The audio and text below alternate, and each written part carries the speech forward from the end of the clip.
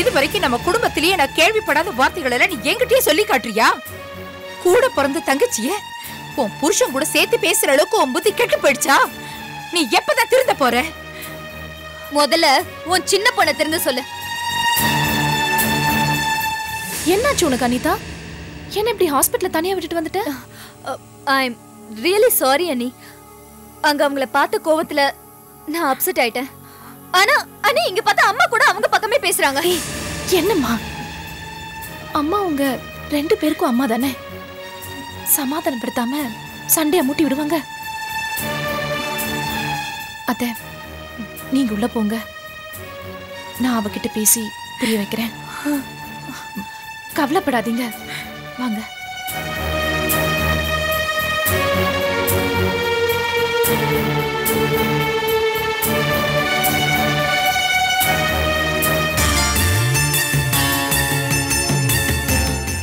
என்ன அனிதா அது? கேட்க வேண்டிய இடத்துல கேட்காம ஏன் இங்க வந்து புலம்பிட்டு இருக்க? ஏற்கனவே அத்தை கிட்ட உனக்கு நல்ல பேர் இல்ல. இங்க வந்து கேட்டா உனக்கு நியாயம் கிடைக்குமா? போய் உன் புருஷன் கிட்ட 4 வார்த்தை நறுக்குன்னு கேட்கணும். புருஷன் பொண்டாட்டி சண்டைலாம் ஏன் இங்க எடுத்துட்டு வர? எனக்கே கோவம் வந்து சுவாதி அரைஞ்சிடலாம் போல இருந்தது. உன் நேரத்தை வீணாக்காம நேரா போய் அர்ஜுன் கிட்ட கேளு. அவன் கிட்ட கேக்குற உரிமை உனக்கு மட்டும்தான் இருக்கா அனிதா? அத்தைய பத்தி நீ கவலைப்படாத, அவங்கள நான் சமாதானப்படுத்திக்கிறேன். நீ போமா.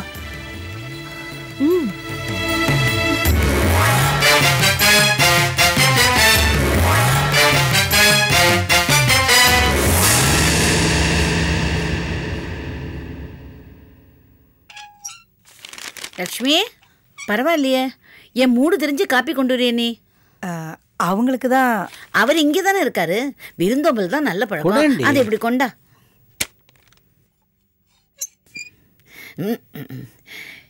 என்ன பாலகிருஷ்ணன் சார், சர்க்கரை கம்மியா இருக்கு. உங்களுக்கு சுகர் இருக்கா? சுகர் ட்ரேஸ் லேசா இருக்கு, அதனால அரை சர்க்கரைக்கு மேல போட வேணான்னு. ஆமாமா, சுகர் கூட இருந்தே கொல்லும் வியாதி. Be careful. ஆண்டாளம்மா, எங்க மத்தியானம் பூரா உங்களை காணோம்? ஏசி தியேட்டர்ல நியூன் ஷோ போயிருந்தேன். வெயில்ல வீட்டில் இருக்க முடியுமா? வேன் கல்ச்சிங், இங்கிலீஷ், தமிழ்ல கல்லறை மனிதன். நான் இங்கிலீஷ்ல தான் பார்த்துருக்கேன், தமிழ்ல ரொம்ப கொடூரம். படமா? படம் இல்ல, அதுல வர தமிழ்.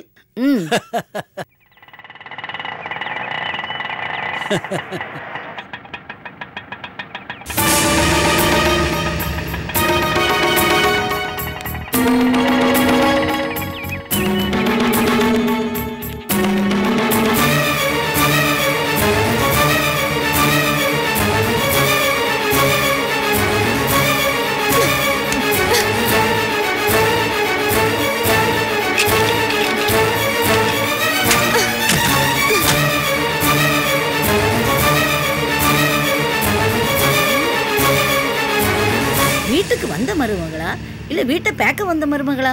இந்த உதைக்கிறா. நான் இருக்கேங்கிற மரியாதை கூட இல்லாம. ஆண்டாளம்மா, உங்களை நாங்க ரொம்ப மதிக்கிறோம். தயவு செய்து கிளம்புங்க ப்ளீஸ். ஒரு பொண்ணுக்கு இவ்வளவு திமிரு கூடாதுப்பா. ப்ளீஸ், சின்ன நெருப்பை ஊதி ஊதி பெருசாக்காதீங்கம்மா. ப்ளீஸ் கிளம்புங்க. உங்க நல்ல மனசுக்கு இப்படி ஒரு மருமக வந்து வாச்சிருக்க வேண்டாம். அப்படி என்ன கோபம் அவளுக்கு? கேட்டு சொல்றேன், கிளம்புங்கம்மா. சரி, நான் கிளம்புறேன். எதா இருந்தாலும் ஒரு குரல் கூப்பிடு, நான் வந்துடுறேன். போங்க.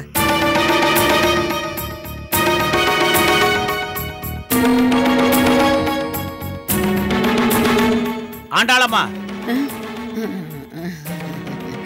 பார்க்கல. என்னங்க இது? ஏன் இப்படி கோமா வந்து உள்ள போய் தாப்பா போட்டுக்கிட்டா? நாம போய் கேட்கணும் இல்லையா? நாம ஏதாவது கேட்டு போறோம்னு தானே முன்கூட்டியே போய் தாப்பா போட்டுக்கிட்டு இருக்கா. இன்னைக்கு அவளுக்கு என்ன போய் பிடிச்சிருக்குன்னு யாருக்கு தெரியும்? என்னங்க, அவ ஒண்ணு கிடக்க ஒண்ணு பண்ணிக்க போறா. யாரு? உன் மருமகளா? அந்த பயம் மட்டும் உனக்கு என்னைக்கு வேண்டாம். எல்லாம் புருஷன் வரட்டும், என்ன நடந்ததுன்னு அவனே கேட்டுக்கிட்டோம். புருஷன் பொண்டாட்டி பிரச்சனையில நம்ம தலையிடாம இருக்கிறது தான் நல்லது.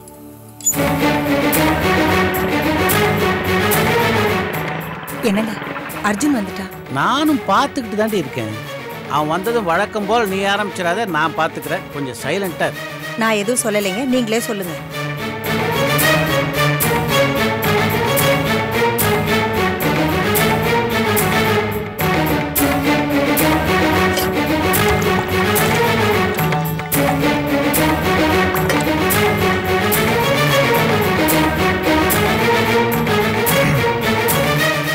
அனிதா வந்துட்டா?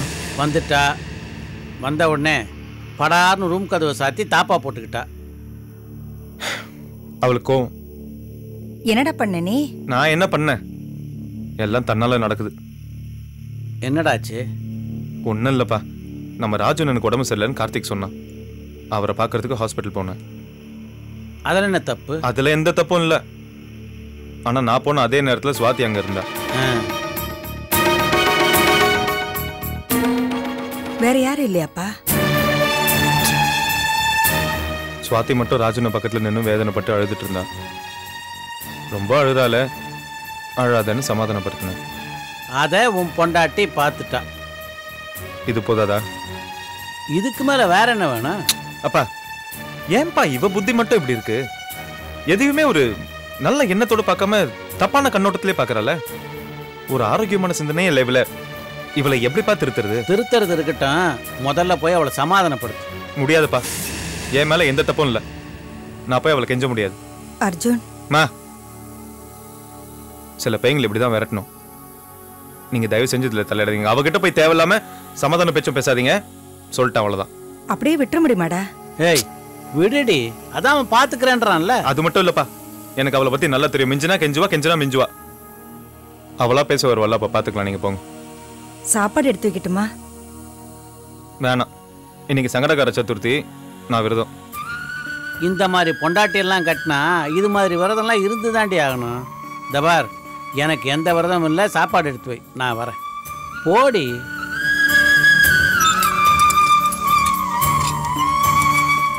ஏண்டா, நிஜமாய விரதமால நல்லா சாப்பிட்டு வந்துட்டியா? ஏன்பா நீ போங்கப்பா.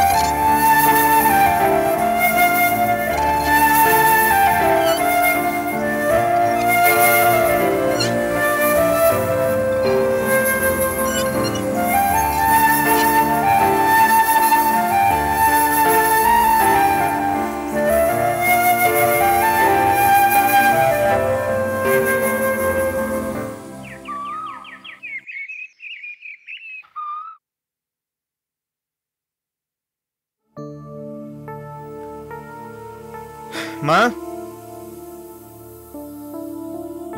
மா, இந்தாடா என்னது? டிஃபன். நான் வெளில சாப்பிட்டுக்கிறேன். வேண்டாம். சரி, அனிதா கிட்ட பேசினியா? இல்லை, நான் ராத்திரி பூரா இங்கே ஊஞ்சலில் தான் படுத்துட்டு இருந்தேன்.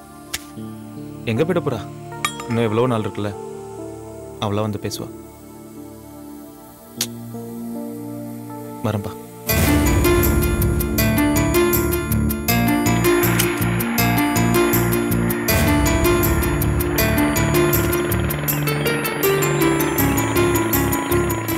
லக்ஷ்மி, இனிமே இது சும்மா விடக்கூடாது. நம்ம பெருந்தன்மை விட்டு கொடுக்கறது எல்லாம் வேஸ்ட். நீ போய் உன் மருமகளை என்னான்னு பாரு. ஓ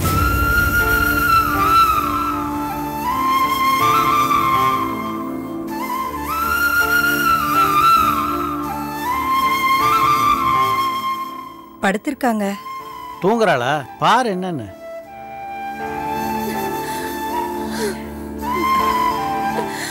என்னங்க அழுகுறாங்க? என்னது அழுகுறாளா? அனிதா, அனிதா, என்னம்மா? ஏம்மா, என் பையன் அங்கே கண்ணு கலங்கிட்டு ஆஃபீஸ் போனான். நீ என்னடானா கண்ணீர் விட்டு இங்கே அழுதுகிட்டு இருக்க. இதுக்கா உங்களுக்கு கல்யாணம் பண்ணி வச்சோம்? தப்புதான். நான் இந்த கல்யாணத்தை பண்ணிக்கிட்டது தப்புதான். என்ன பேச்சு பேசுற? ஆமா, நானா தான் அவரை விரும்பினேன். ஸ்வாதிக்கு நிச்சயம் பண்ணிட்டாங்கன்னு தெரிஞ்சிருந்தோம் அர்ஜுனை லவ் பண்ணி கல்யாணம் பண்ணிக்கிட்டேன். இப்ப அதுக்கு அனுபவிக்கிறேன். அப்படி என்னம்மா உனக்கு என் பையன் பண்ணிட்டான்? அவர் இன்னும் ஸ்வாதியை மறக்கல மாமா. அனிதா, நான் ஒண்ணு சும்மா சொல்லல அத்தை. உடம்பு சரியில்லாம இருக்கிற ராஜுவை பாக்குறதுக்கு நான் ஹாஸ்பிட்டலுக்கு போயிருந்தேன். அங்க போனதும் ஏண்டா போனோன்னு ஆயிடுச்சு. ஸ்வாதி துக்கத்துல அழ, இவர் என்னமோ கண்ண பொண்டாட்டிக்கு ஆறுதல் சொல்ற மாதிரி கையை பிடிச்சிட்டு ஆறுதல் சொல்றாரு.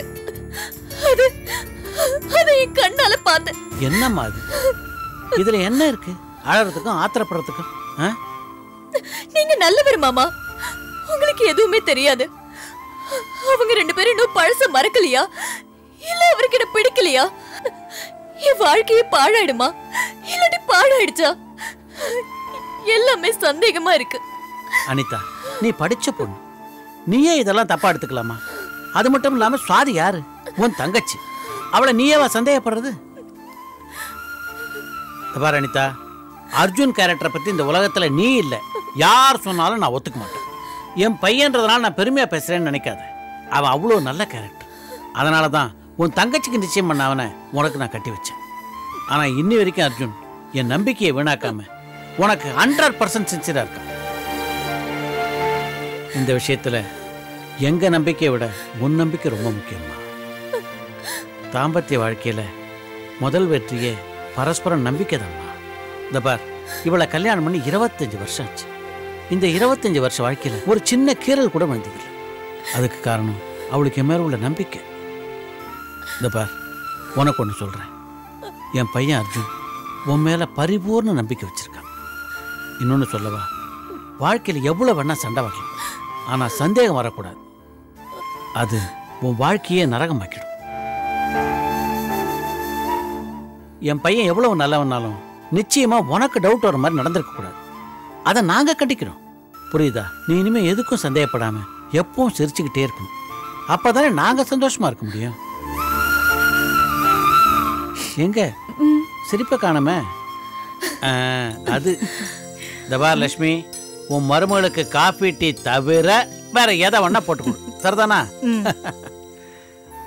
அனிதா, எதையும் மனசுல வச்சுக்காதம்மா. வா சாப்பிட வா.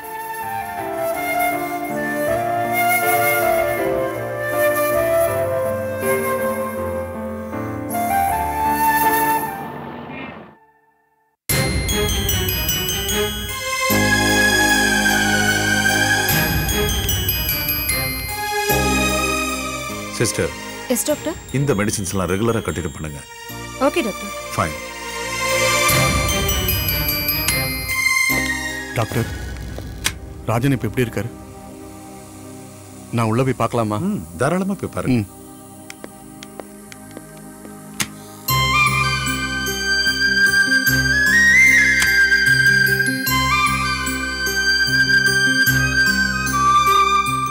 அண்ணே, ராஜண்ணே, எல்லா சுகத்தையும் மனசுலயே போட்டு புதைச்சிட்டு வெளியில யார்ட்டும் சொல்லக்கூடாதுன்னு இங்க வந்து படுத்துட்டீங்களா? உண்மைய ரொம்ப காலத்துக்கு மறைக்க முடியாது தம்பி. இனிமேல கால கடத்த மாட்டேன். சீக்கிரமா உண்மையை போட்டு உடைச்சிருவேன். எப்ப என் விசுவாசத்து மேலே சந்தேகப்பட்டாங்களோ இனிமே நான் உண்மையா இருக்கிறதுல அர்த்தமே இல்லை. அண்ணே, இந்த குடும்பம் நல்லா இருக்குங்கிறதுக்காக நீங்க எவ்வளவு கஷ்டப்பட்டீங்க. உங்களுக்கு இப்படி ஒரு சோதனையா? கடவுள் நிச்சயம் உங்களை கைவிட மாட்டார். சார், நீங்க ராஜுவோட அட்டெண்டர் தானே? கீழே மெடிக்கல் ஷாப் இருக்கு, அங்க போய் இந்த மெடிசின்ஸ்லாம் வாங்கிட்டு வந்துருங்க. ஓகே?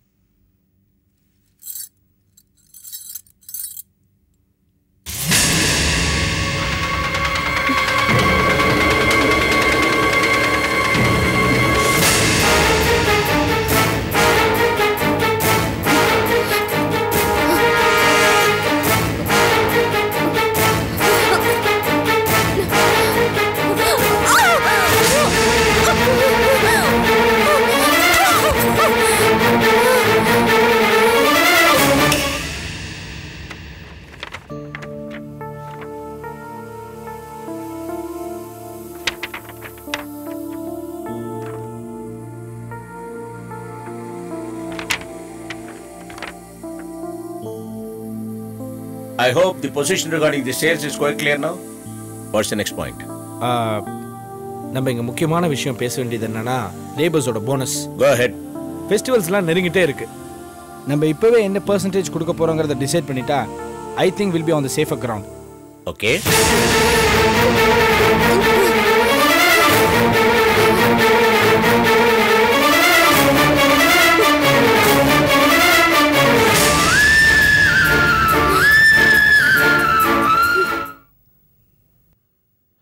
Now, individually நீங்க என்ன ஃபீல் பண்றீங்க?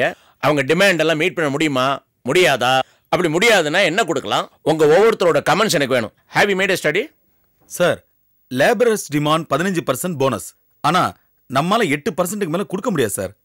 ஆனா எடுத்தெடுப்புலயே 8% சொல்லாம 7% சொல்லிட்டு பேச்சுவார்த்தை நடத்தி வேணா 8% கொடுக்கலாம். அதெல்லாம் எதுக்காகமா? நம்ம லேபர் ரேட் எதுக்காக ஒளி மறைவு? ஃபேக்ட்ஸ் அண்ட் ஃபிகர்ஸ் அவங்க முன்னால வச்சு இவ்வளவுதான் கொடுக்க முடியும்னு சொல்லுவோம். ஒத்துக்கோங்க.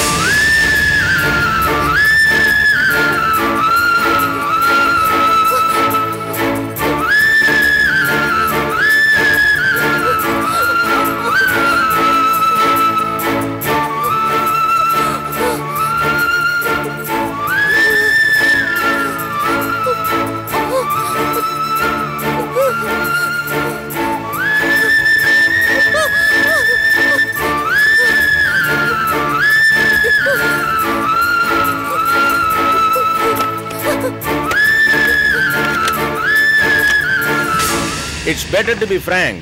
நீங்க 15% கொடுத்தா என்ன நிலைமைன்னு கணக்கு போட்டு அவங்க கிட்ட காமிங்க. What's wrong? இல்ல நீங்க கம்ஃபர்ட்டபிளா 7% போனஸ் தான் கொடுக்க முடியும்னா அது உண்டான காரணத்தை சொல்லுங்க. We'll convince.